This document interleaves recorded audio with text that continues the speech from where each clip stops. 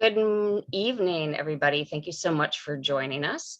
We're excited this evening to talk about cannabis and accounting. So I'm super excited to have Kara and Josh from the EFPR Group, who is one of Western New York's largest accounting and business consulting firms, serving clients. Hold on, I'm trying to admit all at the same time. Oh, come back here. Come back. Sorry. Hold on. Okay, sorry. Western New York's largest accounting and business consulting firm, serving clients across the U.S. and internationally. They're headquartered in Rochester. They can help business owners with the tax, auditing, business valuation, and accounting issues surrounding the cannabis and hemp industries. Their team of experts help navigate owners through the regulatory environment of federal, state, and local accounting and tax issues to ensure compliance. Our presenters are Kara Klein. She is a CPA and she's the director in the Tax and Business Services Department and is the service line leader for cannabis. She has 15 years of experience in tax compliance and consulting for closely held businesses and individuals. Kara is a member of the firm's multi-state taxation group, providing multi-state tax consulting and compliance services to clients, as well as a member of the firm's international tax division, assisting individuals and businesses with U.S. tax issues.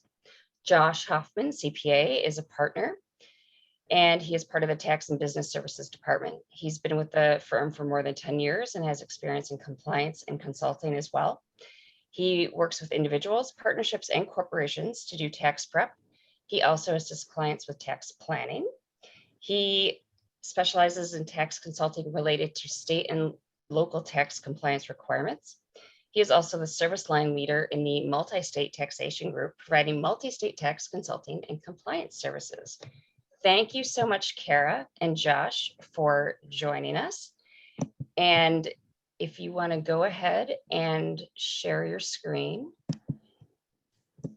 And you guys are set to go. So everybody, please mute yourselves and put any questions into the chat. Kara and Josh will take the questions as they arrive, okay? Thank you, Jennifer, for the introduction. Thank you, everyone, for joining us this evening. So tonight's agenda is really going to just cover a broad overview of cannabis and taxation. We're going to talk a little bit about the Mrta. We're going to talk about something that's referred to as Section 280E and 471. We'll discuss a little bit about entity selection and then talk a little bit about some recent court cases and some IRS potential issues.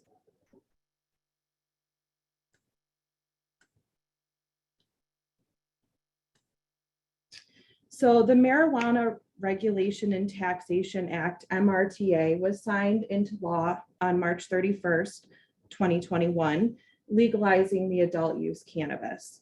And the Office of Cannabis Management, OCM, will license the cultivators, processors, distributors, and dispensaries to grow and sell cannabis in New York. There will be laboratory testing, packaging, labeling requirements for the products. And as we all know, the OCM is developing the regulations, which will outline how one can apply for and receive a license in the cannabis industry here in New York. As we all know, things in this industry can change fast. So what we refer to and speak on tonight may be outdated within a matter of weeks. So this is based on our knowledge as of this evening. A good example of that is on February 22nd, the governor signed into law creating a new adult use conditional cultivator license, which authorizes eligible hemp growers to apply for a license, and also a conditional adult use processor license.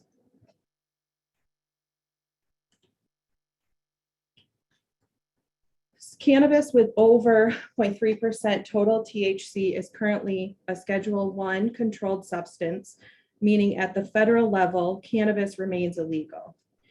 Due to the federal illegality of cannabis, this poses several difficulties with new cannabis businesses. One of the big difficulties, as you may know, is finding banking. Banking is very difficult to find in this industry, although it is not impossible. There are banks willing to work within the industry. We have several connections with banks. Most of them are in the more mature markets, Colorado, California. Really, it's our hope that more bank options will be available in the local area as well. And as a result of this difficulty, a lot of transactions are done in cash in this industry. This can also pose a challenge, making sure you keep updated and correct records, especially if the IRS were to ever come in and audit the company. In addition, finding a payroll company or finding software vendors, these can also be challenging due to the federal illegality of cannabis. A lot of business owners use Quickbooks. In some instances, Quickbooks has turned off cannabis business services. There are some other options such as Xero or Accounting Suite that are willing to work with cannabis. And also payroll. There are some PEO options available as a way around payroll, which can also be helpful for employees. So employees of a cannabis business may have trouble finding banking as well if their paycheck or W-2 refers to a cannabis business. So these are just all things to keep in mind. It's an interesting point you raised, Kara. So a PEO, professional employment organization, would allow your employees to be paid by like an ADP total source as the employer on record, as opposed to that cannabis company, which could potentially allow them to seek banking solutions that they may be prohibited from if their paycheck came directly from the cannabis company. Yes, exactly. That is one of the ways around if someone is having difficulty in the industry.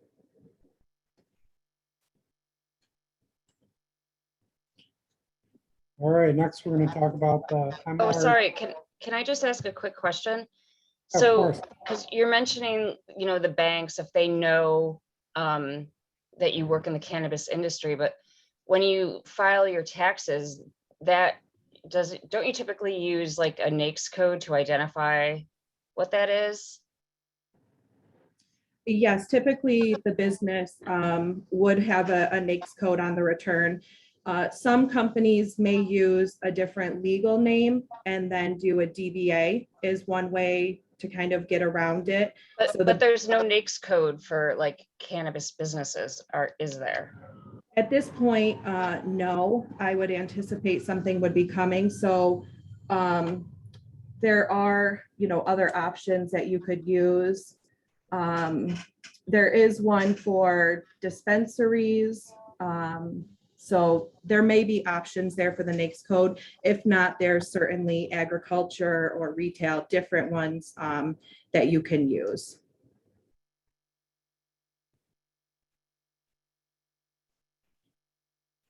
So next we're going to talk about the MRTA and the various taxes it imposes on both distributors and retailers of cannabis.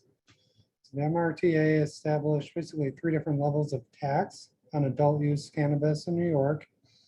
There's at the distributor level, there's going to be a tax imposed based on the milligrams of total THC in the cannabis product. There's going to be different rates of tax specific to THC content, which will be dependent on the form of the cannabis product being distributed. For example, looks like it's 3 cents per milligram of THC for any sort of edible product, like a food or beverage containing THC. It's going to be 0.8 or basically 0.8 cents per milligram of THC for any sort of concentrate, like an oil you'd use in a vaporizer, wax, shatter, and or resin. Then it looks like it's 0.5 or half of a cent per milligram of THC for any cannabis flower. That'd be loose flower, a pre-rolled. So New York is certainly the outlier here, is with respect to potency tax. That's very uncommon if you look at what other states are doing with respect to taxing adult use cannabis products.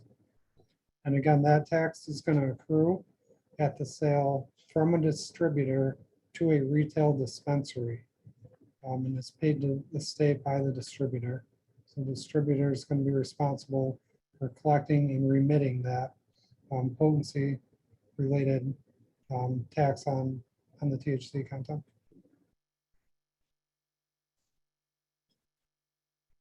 Now on the retail sale, there are going to be two additional levels of tax.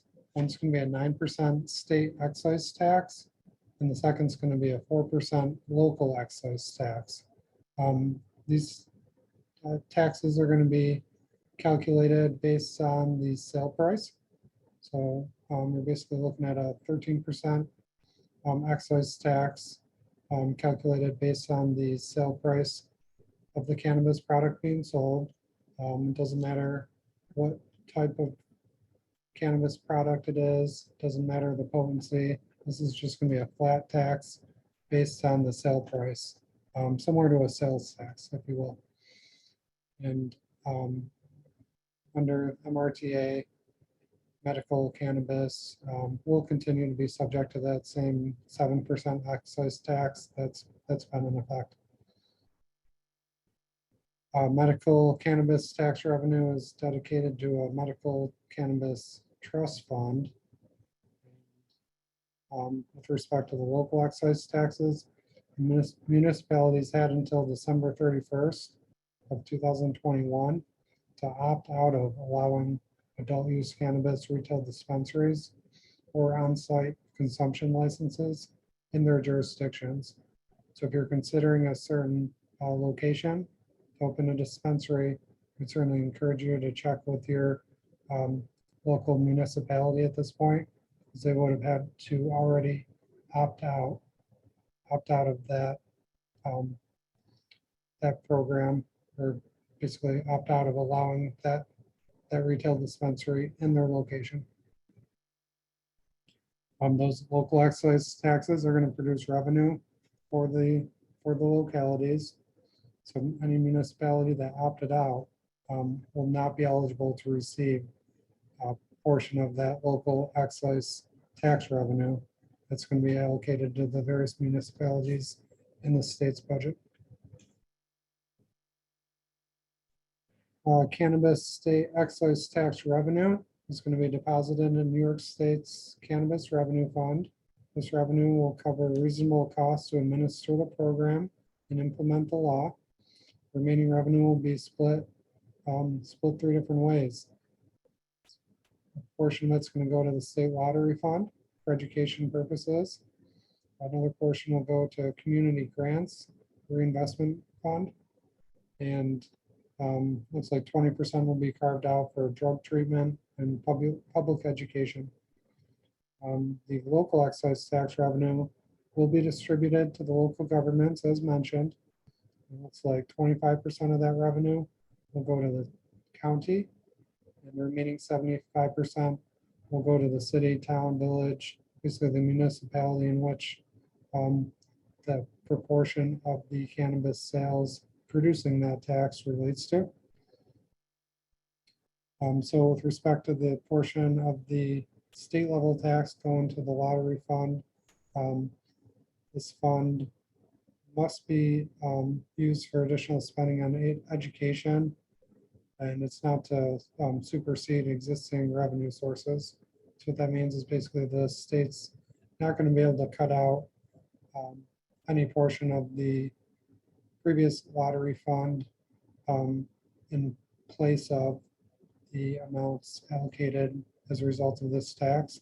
They'll have to remain, they'll have to keep consistent with the existing amounts budgeted for that program.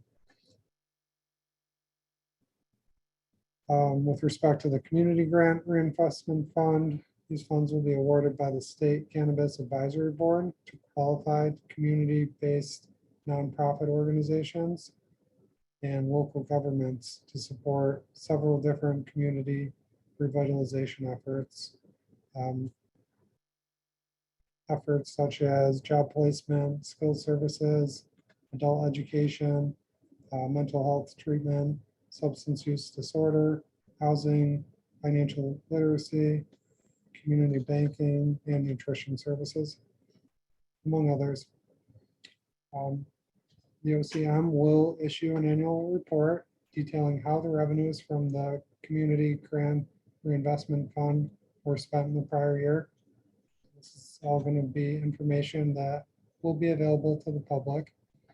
And that remaining 20% we mentioned, that's going to be allocated to the drug treatment and public education fund. Basically be expended by the Office of Addiction Services and Supports and dispersed in consultation with the Department of Health, the Office of Mental Health, and the Office of Cannabis Management and the Commissioner of Education. This will be used to develop and implement youth-focused public health education and prevention campaign, including school-based prevention, early intervention, and healthcare services, and programs to reduce the risk of cannabis and substance abuse by school-age children. Also be used to develop and implement a statewide public health campaign focused on the health effects of cannabis and legal use, including ongoing education and prevention campaigns. Looks like they're going to aim to educate parents, consumers, retailers on the importance of preventing youth access, the importance of safe storage, preventing secondhand cannabis smoke exposure, information for pregnant or breastfeeding women, and the overconsumption of edible cannabis products. To provide substance use disorder treat programs for youth and adults. An emphasis will be placed on programs that are culturally and gender competent, trauma-informed, evidence-based, and provide a continuum of care that includes screening and assessment.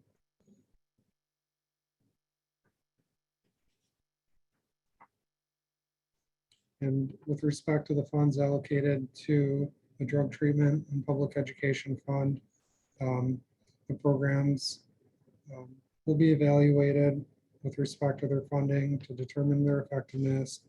And the commissioner of the OASAS will issue an annual report, again, detailing how the revenue from the Drug Treatment and Education Fund were spent in the previous year. So this information will all become available to the public as well.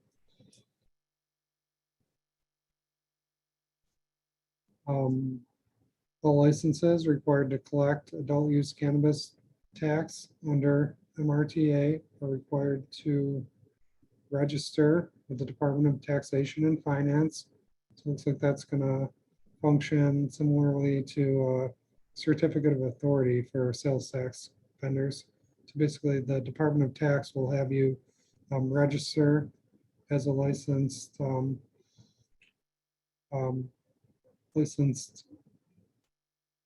dispensary or licensed distributor with respect to the cannabis tax that you will be collecting. And if it's similar to the sales tax accounts, which we expect they will be, you'll be required to list a responsible person, basically one individual who's going to bear responsibility, because again, this is a fiduciary tax. Any companies involved in this business will be required to collect this tax on behalf of New York. As you're a fiduciary acting on behalf of the state, they're certainly going to monitor that closely and will have the ability to follow through to any responsible individual if the proper compliance measurements are not met. Pending any future changes to the guidance, MRTA returns will follow sales tax quarterly schedules. Returns will be required to be filed electronically and payments are required to be made electronically. So New York's kind of unique with respect to the sales tax quarterly schedule. Basically, their sales tax quarters run a month behind the calendar quarter. So for example, sales tax quarter begins on December 1st, ends on February 28th. And again, the following quarter would begin on March 1st, ending on May 31st. So basically, roll back your calendar quarter by 1 month, and that's the sales tax quarterly schedule that New York follows. Sounds like the excise taxes related to cannabis and related reporting will follow that same schedule. Our records must be kept, including the total THC content of everything sold with respect to that distributor level tax on potency. Sales of adult use cannabis are not going to also be subject to sales tax. Instead, you're going to have that flat rate excise tax at 9% and 4% that we previously discussed. That's going to take the place of any state and local sales tax for New York sales. So with respect to electronically paying that excise tax collected, you can certainly see where this can pose challenges for an industry where banking options are sparse. You know, it's tough to find banks that work with companies in this industry. So now that New York's mandating that you collect this tax and make the payment electronically, companies in this business really may need to look outside the state, as Kara mentioned, where maybe it's a Colorado-based bank or a California-based bank that's willing to work with companies in this industry just to make sure that you can comply with New York's MRTA tax-related requirements. Actually, we have a question from Shane. Sure. If you can, just because you just touched on it again, but hold on, let me get up to it. So again, they want to know what banks or point of sale systems can they use currently. And so for point of sale, like something like Square, I mean, I know you can't use credit cards, right? That's correct. There is something referred to as a cashless ATM that is popular with dispensaries. We do have a couple connections with businesses that do allow POS systems. You know, we'd be happy to exchange an email and give some of those contacts. It is hard to find, but it's not impossible. So we do have a few leads and we'd be happy to share those. And if we can just go back to you mentioned the banks in Colorado. Mhm. I mean, there's a risk. I mean, how are you weighing the risks and benefits in terms of transporting the money there and then, you know, and it's in a bank safely versus the money is leaving the state and can be seized by the federal government? That's a great question, and we would certainly advise any companies in this industry to consult with their legal counsel. We can really just provide advice with respect to the tax and accounting, but for a question like that, we would strongly encourage you seek legal counsel.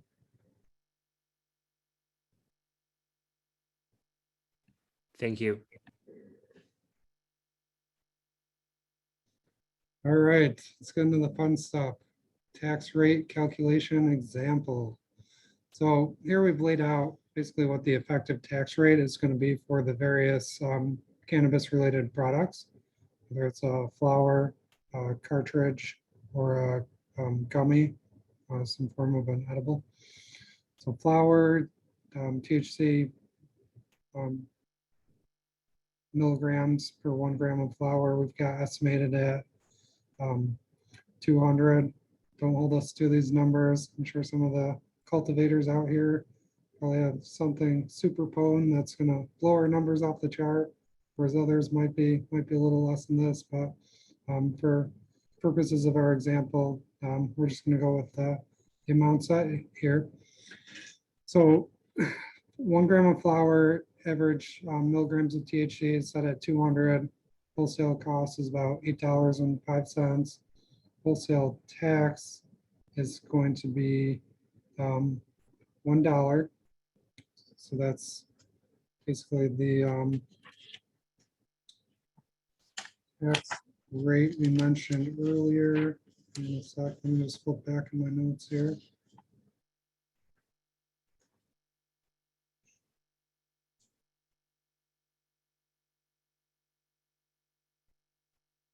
Flour, yep. So that was half a cent per milligram. So at 200 milligrams, it brings you to $1 in wholesale tax.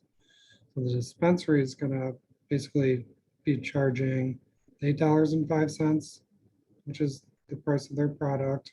Plus, they're going to add that dollar for the excise tax based on potency, which brings up the cost the dispensary incurs, basically the amount paid to the distributor of $9.05 per gram.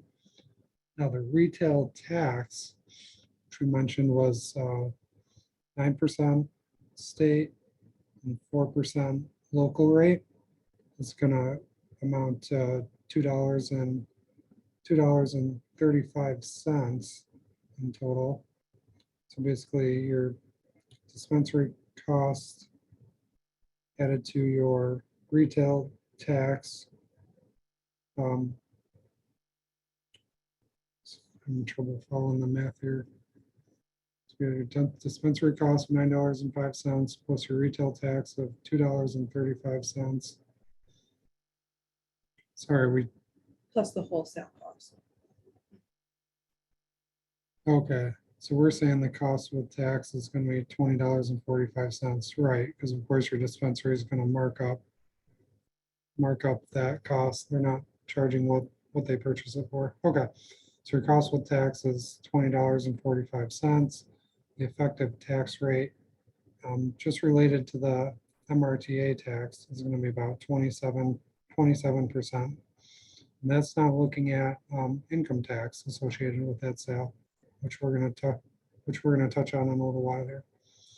Now you move over to a cartridge where 1 gram of whatever's contained in that cartridge, the oil, the extract, is going to have 800 milligrams of THC in it. So your wholesale cost there is $19.60 plus your excise tax based on potency is another $6.40. So the dispensary is going to pay the $26, and your retail tax based on the sales price at 13% is $6.76, bringing your total cost with tax to $58.75, which essentially produces an effective tax rate for those excise taxes of 49.9%. Now we get into the edible. Doesn't look like we've got a weight on the gummy. We're just looking at the THC content of 100. Wholesale cost is going to be $8. Wholesale tax is going to be $3. Your dispensary cost total with the wholesale price plus your potency related tax brings you to $11. I've got additional $2.86 in retail tax. So total cost comes to $24.86, of which 55.38% of that cost is attributable to these excise taxes. So you can certainly see where that excise tax can add up quickly. And New York, in comparison to some of these other states, is right up there at one of the highest rates, with the exception of Washington. See a state like Massachusetts or Oregon, where the effective tax rate is only 17 to 20%. We really hope that businesses are successful, but there have been a lot of comments surrounding whether or not New York has priced itself out of the industry with these higher tax rates. And really hope businesses are able to succeed in this industry, and you don't see consumers using the illicit market, that black market, to continue to purchase their products because of these tax rates that are certainly quite the burden on retailers and distributors. So we've got estimated tax rates and final retail costs outlined here. These vaporizer cartridge wholesale price and gummy wholesale prices were actually taken from averages out of California, Colorado, Illinois, Massachusetts, Nevada, Oregon, and Washington. So these are basically prices the market would hold on average in these other states. If the retail prices in New York are in line with the above charts, it sounds like, I don't know who did the research here, but that would place them around twice the price of the illicit market. Effective tax rate is included to demonstrate that increased cost to consumer. But I mean, looking at cartridge or gummy, if you can get your producer, distributor, and retailer in line at what these prices demonstrated here are, and then you add a 49.9% of the total purchase price level of tax, or 55.38% effective tax rate on the gummy edible, then yeah, you certainly see how it could easily creep up to 200% of the rate, 200% of the cost of what a consumer might be able to find that for on the illicit market. And then to further complicate matters, this effective rate has certainly increased significantly more once we get into the restrictions imposed by Internal Revenue Code, Section 280E. Again, we've got additional tax rate calculations using actual wholesale costs from legal states, and demonstrated, with that wholesale retail costs and effective tax rate combined in comparison to New York State, you can see where New York's significantly higher than a state like Colorado or California. It looks like we're not too far off from Illinois and Massachusetts, but the majority of the other states, Nevada, Oregon, and Washington, end up significantly lower in cost to consumers than what we expect prices to hold here in New York when you take into account those excise taxes. On our next slide, we've got a couple charts just demonstrating what that cultivation related tax, what those excise and retail related taxes have been set at, just in comparison to what other states are doing. So certainly don't think the folks in this group are able to change the legislation now, but I know there have certainly been a lot of folks talking to the legislators in Albany about how New York very well may have priced themselves out of the market. While New York may not have the highest excise tax rate, there's certainly a valid concern that 13% combined excise rate is too high. And like we mentioned earlier, New York's sort of the anomaly with that tax based on THC potency imposed on those distributors. So next up, we've got a slide demonstrating a map, the status of state taxation related to sales of cannabis. And you can see that states with no recreational cannabis sales, only medical cannabis, as well as those with pending legislation. So just kind of a rough idea of the map across the country. And now we've certainly seen a number of states legalize recreational use, and I assume many others, similar to New York, when reviewing their budget crisis with respect to detriment caused by the pandemic, may also be considering the legalization of recreational use. All right, next up, we've got Kara to explain the some of the complications surrounding Section 280E. Thanks, Josh. So Internal Revenue Code Section 280E, it governs the expenditures in connection with the illegal sale of drugs. And what 280E says is that no deduction or credit shall be allowed for any amount paid or incurred during the year if that business consists of trafficking in controlled substances within the meaning of Schedule 1 of the Controlled Substances Act. So we know that 280E is going to apply to cannabis businesses right now because it is a Schedule 1 drug. So again, no credits of any kind are allowed under 280E. Some credits that some businesses may typically see would be the research and development credit, work opportunity credit, FICA tip credit, and again, none of these credits are allowed. In addition, expenses are not allowed for a cannabis business. The only expense that is allowed are the cost of goods sold. 280E applies to anyone who is plant touching. So most ancillary businesses, if they're not touching the plant, for example, attorneys or CPAs, they would not be subject to 280E. So an organization that is supplying products or services to the cannabis industry, but not working directly with the plant, is considered an ancillary business. So again, 280E is going to apply to anyone who is trafficking, touching the plant, selling, transporting from seed to sale. And again, no expenses are allowed other than cost of goods sold.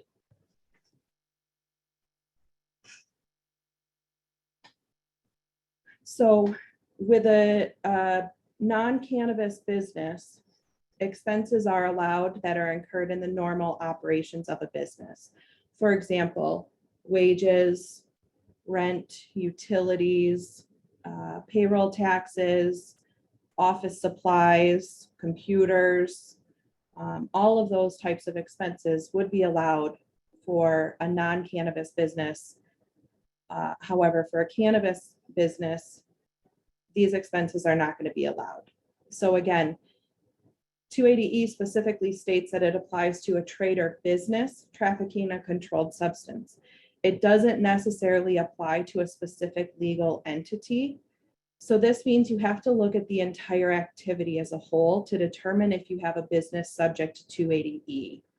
This can become very complex, but the general consensus is, really don't try to circumvent 280E. Don't try to create a very complex entity structure and try to avoid 280E, because ultimately the IRS is likely going to come in and review these cannabis businesses.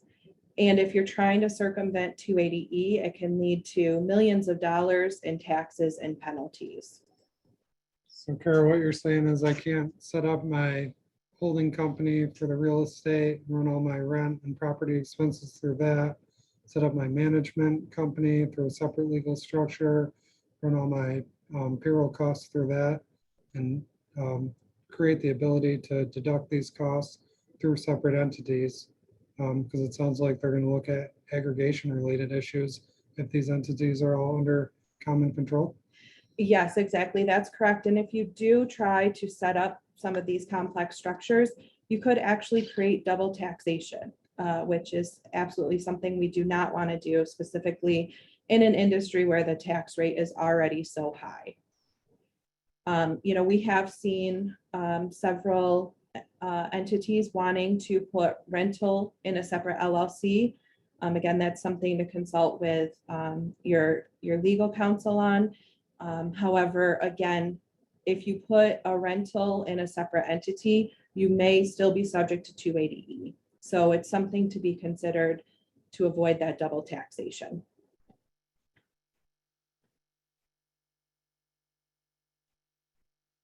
This is just a very high level example If you were to have a non-cannabis business, you would have your gross income, you would have maybe your cost of goods sold, wages, rent, supplies, all of those expenses would reduce your taxable income. Assuming a federal tax rate of 21%, a non-cannabis business in this scenario could be looking at a $21,000 tax bill. However, for a cannabis dispensary, if you have gross income of 500,000 and your cost of your goods were only 100,000, you're now being taxed on that 400,000. So again, assuming a 21% federal tax rate, you could be paying 84,000 of tax compared to a non-cannabis business that's allowed to deduct all these other expenses. So 280E is a significant disadvantage to cannabis businesses. Again, the only deduction that's allowed is cost of goods sold. And really, this is something, this is a way to manage your tax liability by digging into cost of goods sold. What can I put in there to maximize my cost of goods sold deduction while still remaining compliant and following the proper IRS rules? So in your example, it looks like effective tax rate on your economic income of 100,000 is essentially 84% for the cannabis dispensary. Yes, exactly. I'm sorry, if I can ask a question. So, I mean, this seems really punitive, the fact that you can't write off anything. And if the Safe Banking Act doesn't go through and everything is cash-based, how likely do you think people are to accurately reflect their sales? That's a good question. My advice is you want to be compliant 100% because it's not really a matter of if the IRS comes in, but it's when the IRS comes in. The IRS is going to scrutinize cannabis businesses, as we've seen in some recent court cases. They are finding cannabis businesses that are not compliant, and they are paying millions of dollars in penalties and back taxes. So my recommendation is, make sure all the cash is reported. There are specific IRS forms that are required if you have cash transactions of more than $10,000 with one particular person or entity. So record keeping is another, big aspect. You want to make sure you have accurate records, because if the IRS comes in 3 years from now, you want to make sure everything is fully documented and you're doing so on a monthly basis. Yeah, I mean, Shane, you have a really good point. Since when does the federal government get a piece of the pie if it isn't recognized federally? I mean, how can they say it's illegal, but please give us all your revenue, give us $84,000 out of your 100 or your $500,000. I mean, you can't really have it both ways, right, Shane? I mean, it's like, pick, is it legal enough where you're going to take the money?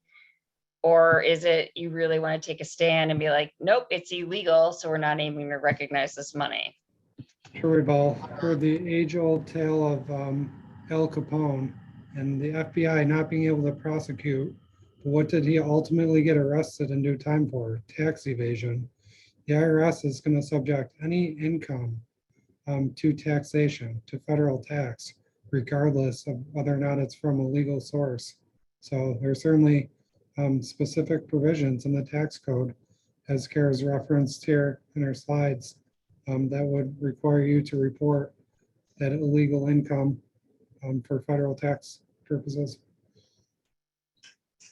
And, in a lot of the recent court cases, a lot of the cases are fighting against this 280E code section, and they're claiming it violates the 16th Amendment, saying that you cannot deduct ordinary and necessary business expenses.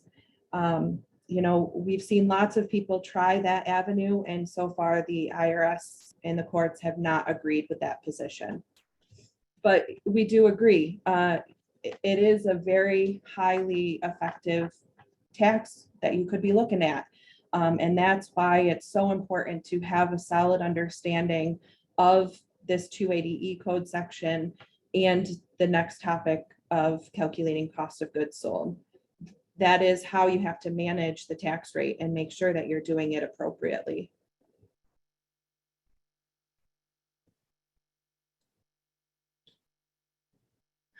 There was a bill introduced in December of 2021, which ultimately would decouple the New York State tax code from the federal.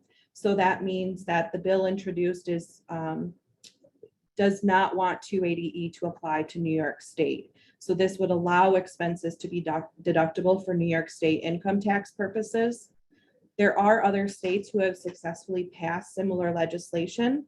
A few of these that do not conform to the federal treatment are Maine, Michigan, Oregon, Colorado, California. So, we do think it's reasonable something like this may be passed in New York State that would allow you to deduct these expenses for New York State purposes. So just to clarify, Kara, on my federal return, I would only be allowed to deduct my cost of goods sold. But then when I'm filing my New York State income tax return, if we decouple from 280E here in New York, I could essentially deduct any expenses related to the business in calculating New York State taxable income and my New York State tax on that income. Yes, that's correct. We are hopeful similar legislation will be passed. So Shane brings up, once the federal government recognizes it, the tax code will be rewritten. I mean, hopefully.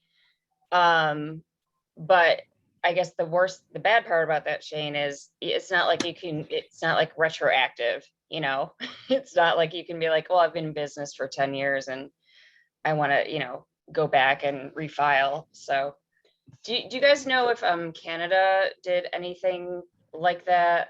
Did they legalize it just as a whole country? I'm not familiar with the Canada Yeah, tax. me neither, but yeah. But So great. the interesting thing is if it becomes legal at the federal level, it would no longer be a class 1 drug. So 280E would not be applicable. So if cannabis comes off the schedule, then all of a sudden 280E no longer applies. But you are right, because it is not retroactive. And one of the big questions that's posed is by a lot of people is, what happens to those expenses I couldn't deduct? Is there going to be anything that I can deduct in the future? What if, I had capitalized costs that I never deducted? Will I get to take those? And those are all hypothetical. We do not know what will happen at that point. We just know 280E would no longer apply if cannabis was federally legal.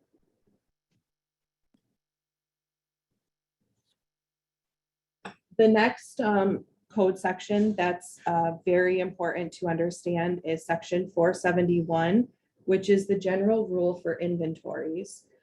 So we just talked about that no deductions are allowed other than your cost of goods sold.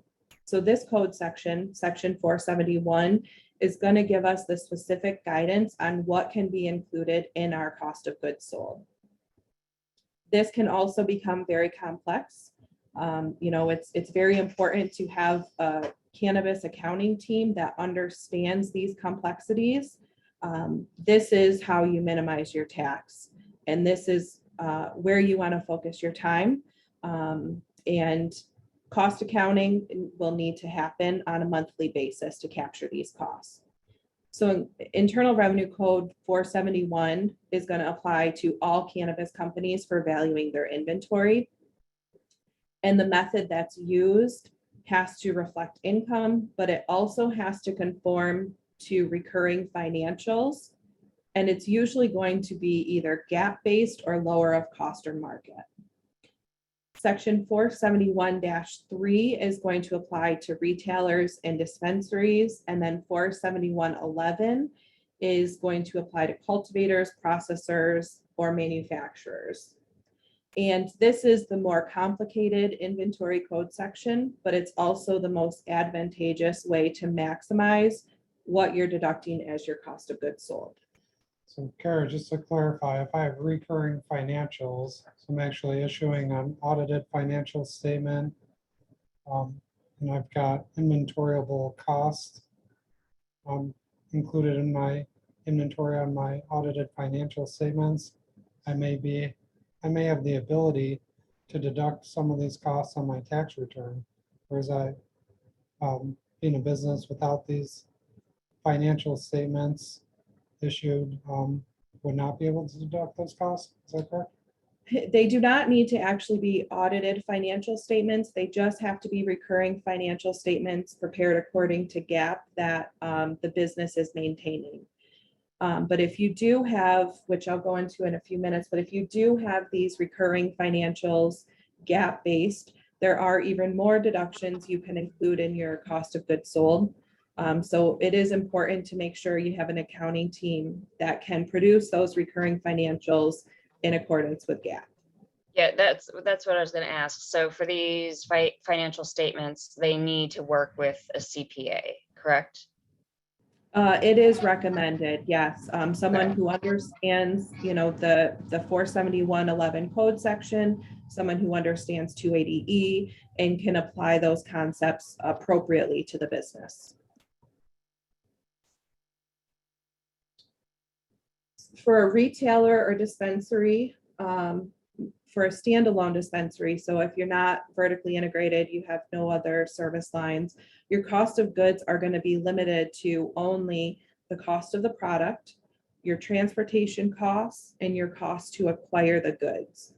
Virtually everything else in a retail environment for a dispensary is going to be subject to 280E.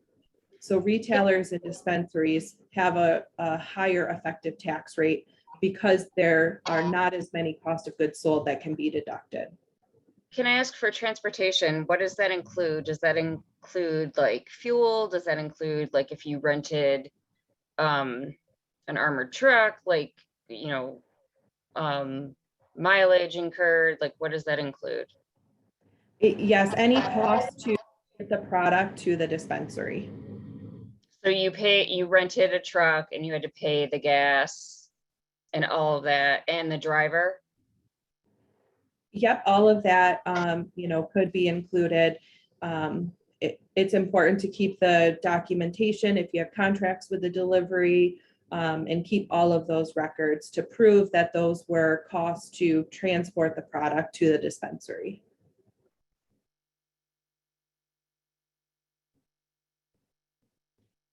For cultivators, processors, and manufacturers, costs of goods sold include direct costs and indirect costs. So raw materials, supplies, seeds, clones, fertilizer, production related wages, rents, repairs, and indirect production costs. So many more costs are allowable and includable in this category. And all direct costs are included, but then there's 3 categories of indirect costs. So the first category, these are indirect costs that must be included in your cost of goods sold. Again, these costs have to be included.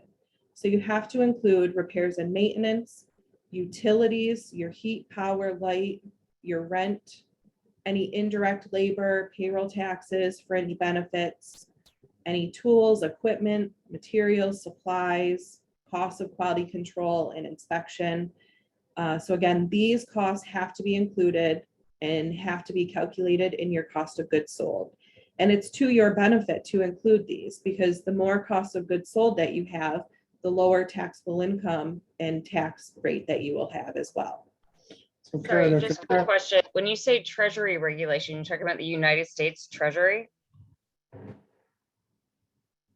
the Internal Revenue Service issues Treasury Regulation with respect to certain code sections of the Internal Revenue Code. It's basically. Is this section specific to cannabis? No, it is not specific to cannabis. But this is the code section or the regulation section that should be applied to cannabis. Okay, thank you. And Kara, to compare this to your earlier example where the effective tax rate was it 84%, because that was not a GAAP financial statement. We just had rent listed as a separate expense. We could not deduct it. But under 471, if we treat rent as an inventoriable cost and we capitalize those rent expenses into our cost of inventory, when we ultimately sell that inventory, that gets pulled into cost of goods sold and eventually it's going to reduce our taxable income. Is that correct? That's correct for a cultivator, processor, or manufacturer. Yep. My previous example was a dispensary. And so this regulation section does not apply to dispensaries. So again, Okay. for a dispensary, your only cost is your cost of the product that you're purchasing for resale. Only cultivators, processors, and manufacturers have to go through and calculate their indirect expenses and capitalize them as part of their inventoriable costs. Got it. Thanks for clarifying. The next section, these particular items can never be included. So marketing, advertising, selling expenses, interest, you can never take these under a cannabis business. Depreciation. So one thing that non-cannabis businesses use often is called accelerated depreciation, bonus depreciation, section 179, that allows a business to directly expense the cost of an asset. However, for a cannabis business, straight line depreciation must be used. So that's another negative impact to the cannabis industry. They don't have that ability to fully write off a cost of an asset in year one, like a non-cannabis business would. So again, these items cannot ever be included in cost of goods sold. And these are specific to the Treasury Regulation. This is specific guidance directly from the IRS. So if the IRS were to come in and examine a cannabis business, if they see these expenses, it's going to be an immediate red flag and they're going to dig deeper into those inventoriable costs. In the last section, these costs can be included only if you have recurring financial statements in accordance with GAAP. So this is important. If you're not doing recurring financial statements and if they're not in accordance with GAAP, these expenses cannot be included in cost of goods sold. So this includes taxes, depreciation, employee benefits, any costs for strikes or rework, scrap, spoilage, and even officer salaries and insurance costs. So again, this is crucial if you really want to minimize taxes, which I know everyone does. This is an area to take advantage of. Make sure you have recurring financial statements in accordance with GAAP so you can take advantage of these additional expenses.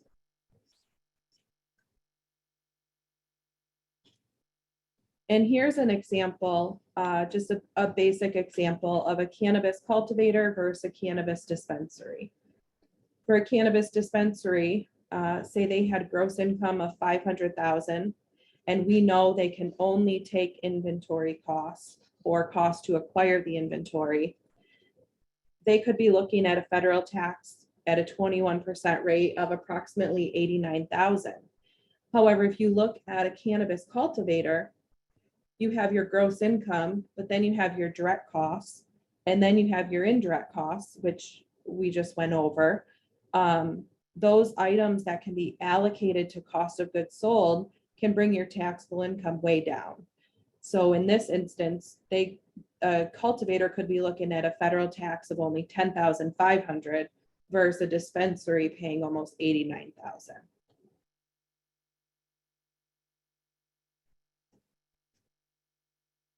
And one other thing to note, I know a lot of businesses in this industry are startup businesses. Cost of goods sold cannot be applied unless you actually have sales. So that's something to keep in mind. You have to have sales in order to have cost of goods sold. Otherwise, that typically could be seen as a red flag for the IRS when they get the tax return. If they see cost of goods sold and no sales, it could complicate things and get some questions from the IRS. Can you elucidate on that? So how would you do a tax return with cost of goods sold if you have no sales at all? You can't turn in a blank to the IRS. No, you'd file a return and basically report your balance sheet or your statement of financial position, outlining what assets, liabilities, and equity you have in the company. But on the income side of the return, it would basically be a zero return until you go to market, until you actually make those sales. Because, hence the name, cost of goods sold. If you haven't sold anything, you won't have any costs to deduct. Those are Exactly. basically sit in an inventory account until the point in time in which you make sales of the product. Once you're actually selling the product, you're going to take deductions for any of the costs related to the sales of those products. Okay, thank you very much for that. Yeah, no problem. All right, next we're going to talk about entity selection. So a couple different entity types that we come across through both cannabis related businesses as well as businesses outside this industry. First would be LLCs and or partnerships. LLCs by default will get taxed for federal tax purposes as a partnership if there are multiple members in that LLC. But these are pass-through entities. It's basically a conduit entity. So you file a return at the partnership level. The entity reports a return, but typically does not have any tax due on that partnership return, with the exception of maybe some nominal New York State LLC filing fees. But then the income is ultimately going to pass through, because these are conduit entities. The income is going to pass through to the individual partner or the individual LLC members' individual tax returns and be subject to income tax based on the individual's marginal tax rate. And individual tax rates can get as high as 37% for the top bracket. And these are progressive rates, so it really depends on what income tax bracket you fall in with respect to how high a rate of income tax you'll pay on that income passing through from your partnership or your LLC tax as a partnership. And then we also have S corporation. S corporation, it's not technically a legal entity. It's an election you can make to treat either a incorporated entity or an LLC. You can basically check the box to be treated as an S corporation. Similar to a partnership, it's a pass-through entity, conduit entity. However, unlike a partnership, shareholders in an S corporation are required to take out reasonable compensation in the form of wages. So basically, you're going to have to pay yourself as an officer of that S corporation, pay yourself through payroll. Whereas a partner in a partnership, you can basically just take draws out of the company. Your income is going to be based on, or your income tax is going to be based on income of the partnership. S Corp as well, the income is going to pass through and be taxed at your individual level. However, you're also going to be taking wages out of that S corporation. So, as Kara mentioned, Sorry, Josh, is that the basis for the double taxation for an S corp? Is that you're being, your income tax and the corporation is being taxed as a whole?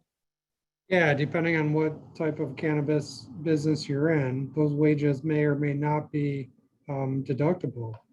If these are wages paid to an officer that's materially participating in the dispensary, they likely aren't going to be considered inventoriable costs. It's not going to be considered part of your cost of goods sold. So Is you're it, gonna but be is that, required- if this were a non-cannabis business, would that be the same? No, a non-cannabis business would take that deduction for any wages paid. So basically, the S Corp income would be reduced by the deduction for wages paid to the officer. So the officer would only be subject to tax at that one level. And the difference between S Corp and C Corp is revenue or, Oh, it's an Or- election. It's an election any corporation can make, or LLC. It's basically elect to be treated as an S corp. But as highlighted in the slide, this is rarely seen in this industry, by which we mean it's not very common for a cannabis business to make that S election, to be treated as an S corp because of some of those reasonable compensation requirements for the officers to take wages out, which may very well not be deductible by the S corp. So certainly would not recommend any of the participants in the call today make that election to be treated as an S corp because of the potential pitfalls with respect to officer wages that would potentially be subject to double taxation. All right, last on our list, we have C Corp. C corporations, or again, an LLC can also elect to be taxed as a C Corp for federal tax reporting purposes. And under our current tax law, C corporations are taxed at a flat rate of 21% for federal tax purposes. You'll also have to keep in mind, with respect to any of these entities, you will have another layer of tax at the state level. New York State's going to tax your income in addition to the rates imposed by the IRS at the federal level. No one size fits all here. Certainly encourage you to examine each entity as well as the owner's ultimate goals. Will there be investors? Are you expecting to raise capital? Or will there be any vertical integration? Are there any ancillary businesses? So in our experience, we do a lot of work with emerging tech and startup companies. Typically, the investors are more apt to seek out an investment in a C corporation because that C corp is going to be taxed at the entity level. You know, you're not going to have that pass-through income that the individual investors are going to have to report on their individual tax return. However, we're seeing a lot of cultivators choose that LLC partnership structure. And on the flip side, we've seen a number of retailers and dispensaries choose a C Corp structure or set up an LLC and elect to be taxed as a C Corp. This oftentimes makes sense for that dispensary because of the lower federal tax rate on C Corp income. S corporations, again, really the entity of choice, double taxation related to those officer wages and expense being subject to those 280E limitations, as well as this is an industry that we found is prone to a lot of M&A activity. And with respect to mergers and acquisitions, S corporations are usually not an ideal entity selection. As of now, we have seen some other folks in the industry take the position that the qualified business income deduction under Code Section 199A does apply to pass-through entities in this industry. So for those of you that are unfamiliar, qualified business income deduction was one of the incentives that became available through the Tax Cuts and Jobs Act, which was passed in 2017, effective 2018. So through the Tax Cuts and Jobs Act, they reduced the corporate tax rate to 21%. That's sort of the marquee change that caught a lot of media attention.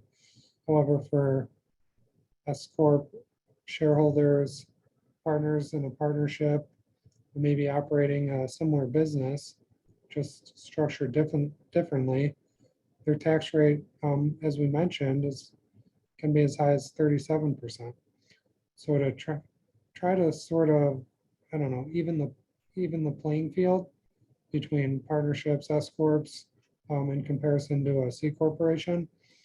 IRS has allowed a qualified business income deduction at an amount equal to 20% of qualified business income for certain industries. There certainly are a number of industries that are precluded or faced with certain limitations. But we've seen other practitioners in the industry take the position that cannabis companies are going to qualify for 199A, at 20% deduction, which brings you to an effective tax rate of around 29.6%. If you're in that highest marginal tax bracket of 37%, then you reduce your income by that 20%. Because these are pass-through entities, S corps and partnerships, the income is going to be taxed on the individual's 1040 or their personal tax return. So the position we've seen practitioners take is that this 199A does apply to pass-through entities because the 1040 itself is not related to a business that's trafficking an illegal substance. However, this is certainly a subjective position. There certainly have not been any IRS guidance, Treasury regulations, publications that would support this position. So be advised. There's also, with respect to C corps, a qualified small business stock exclusion under Section 202. But unfortunately, there's guidance that has been issued indicating this does not apply to the cannabis industry. So that 1202 exclusion would allow the shareholder in a C corporation that sold their stock in a qualified small business to exclude the gain related to the sale of that stock. However, cannabis dispensaries, cultivators, and others, it sounds like, are excluded from those 1202 incentives, which was guidance recently issued under the infrastructure bill. Josh, how is this taxation different from the previous discussion about cost of goods sold and the 280E? No, so cost of goods sold and 280E would apply to any business in the cannabis industry. So any of these legal structures that you're talking about? Yeah, absolutely. Yep, those restrictions are imposed on any business that's making sales of an illegal substance at the federal level. So compliance tip, if you formed an entity in 2021, to kind of reiterate a response to the earlier question, you're going to have a filing requirement in 2021, regardless of whether or not you've gone to market with your product. So just be advised, if you started that business, you've got some startup costs, you've got some legal and organization costs, you are going to have a filing requirement in the year you begin that business, regardless of whether or not you've made any sales. So quick example with respect to entity selection. Cannabis dispensary, taxed as a C corp, you got gross income of 500,000, inventory and transportation costs of 75,000, so taxable income of 425,000 brings you to an effective tax rate of 21%, which would create $89,250 in tax. Then on the other side, cannabis dispensary tax as a partnership, same taxable income at 425,000. Looking at progressive tax rates with a maximum rate of 37%, you could essentially see a federal income tax burden of $157,250. Again, that does not include the qualified business income deduction that we previously discussed, because that's certainly a more subjective position. But we're more than open on discussing that position in more detail once we close up the webinar, if there's anybody who's interested in discussing in more detail. All right, next up, we're going to talk about IRS audits, and Kara's gonna kind of walk through what some of the complications surrounding an IRS audit may involve. So as I mentioned earlier, cannabis companies are targets of IRS audits. And, we really expect that these IRS audits are going to ramp up in the next few years. So it's really important to establish sound policies and procedures, have appropriate record keeping, and work with a knowledgeable cannabis team from day one. It's harder to clean up and implement after the fact, so it's better to be proactive here. Again, there have been various court cases in recent years. And again, most of them are fighting Section 280E, saying that it's unconstitutional, that ordinary and necessary business expenses are not allowed as a deduction. Again, at this point, the IRS or the courts have not agreed on that position. Some of the recent court cases we've seen, Harborside is one of the biggest ones. And they owe $11 million in back taxes because they took business deductions and exclusions that were subject to 280E. So they took deductions that they were not supposed to take under the 280E guidance. Another one, the IRS determined the determination was upheld because the taxpayer failed to provide proper substantiation for expenses. So again, this goes back to good record keeping. Make sure, everything is up to date monthly, have those recurring financial statements, and have the appropriate documentation. The other last two, the IRS couldn't verify the returns. Taxpayer only partially complied with the IRS document requests. So, document your cost allocation methods. Document job descriptions, duties, what expenses are included in your cost of goods sold. It's easier if you document as you go, have those in your files so you can refer back to them if they're ever needed. So as we mentioned, earlier, we do have some connections. We have contacts with payroll agencies and banks, attorneys, equipment financiers, insurance companies, payment processors. If you need any connections, please feel free to send us an email. We'll be happy to share some of our resources with you and make some of those connections. If you have questions on how 280E or cost of goods sold may affect you, please feel free to reach out. We're happy to answer these questions and discuss this in more detail with you. And Thank you guys so much. This has been really great and really informative. We really appreciate you taking the time. Are there any other questions for Kara or Josh? Anybody? No, thank you so much for your time. It's very informative. Yeah, we're happy to help, and feel free to reach out if there are any follow-up questions or stuff comes to you in the next couple of days. We've got a wide array of resources that we're able to connect you folks with, and are certainly happy to help as you proceed in your future endeavors in the industry. Yeah, No. thanks so much, guys. Now that I think about it, I do have one question while I have you on the line. There are a number of companies or businesses right now that are gifting products that the Office of Cannabis Management and the Cannabis Control Board have deemed as illegal, but they're still in business right now. I think something that you said earlier was extremely poignant, that it's not if the IRS is coming, it's when the IRS is coming. Right. How long do you think that these businesses that aren't accurately keeping track of their taxes can keep going? Because it's going to make that harder for people who legitimately want to apply for the licensure to do it. Right.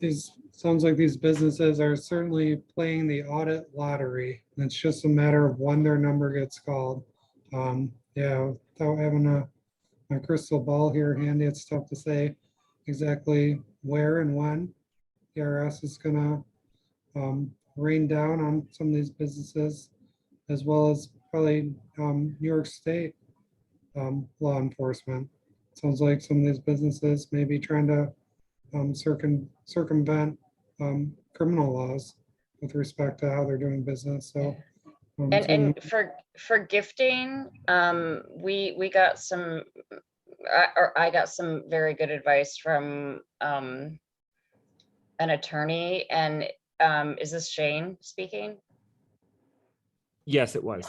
So if you want to email me directly, I can tell you what, when you talked about the gifting thing, there's something very specific around that you want to be aware of, because the gifting can be taken, can be used in a way that it was not intended to be used for. Let me put it that way. Yeah, one of the IRS or Internal Revenue Code was based on a set of income tax doctrines. One of the big ones that comes to mind with respect to gifting is substance over form. IRS is going to look through the form of the transaction to the actual underlying substance. So while you may call it a gift or a donation, and if the ultimate underlying substance is the receipt of cannabis in exchange for some sort of monetary settlement, I'd be shocked that anything like that would uphold in the court of the law or in the eyes of the IRS. Thank you very much.